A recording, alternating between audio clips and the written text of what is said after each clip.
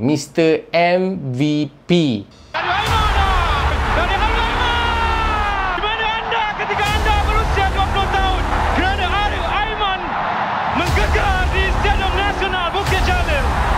Tiga perkataan describe pasal Arif Aiman. Muda, bertenaga, berani.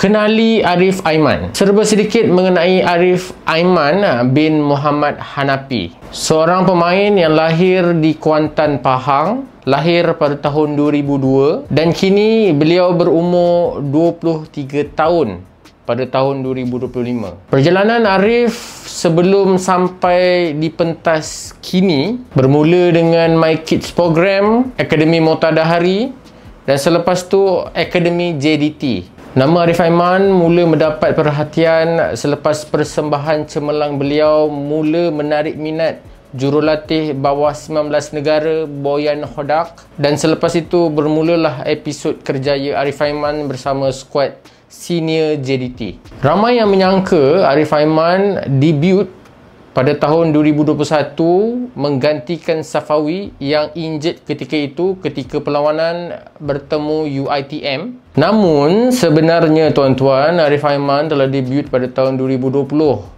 pada perlawanan JDT menentang Felda. Cerita pencapaian beliau, individu dan juga pasukan. Kalau pasukan, Arif Aiman bersama JDT mempunyai lebih 10 piala mat. Guilds. Kita panggil tu guilds. Gila. Kalau individu pula, punya dahsyat budak ni, walaupun baru berumur 23 tahun, tapi Arif Aiman telah berjaya memenangi 3 kali penyerang terbaik, 3 kali pemain muda terbaik, dan yang paling power sekali untuk pengetahuan korang, Arif Aiman telah memenangi 4 kali berturut-turut Footballer of the Year, Mr. MVP. Apa kelebihan Arif Aiman? Kelajuan dan kemampuan beliau dari segi technical ability. Mampu bermain lebih daripada satu position, winger, tengah, maupun penyerang.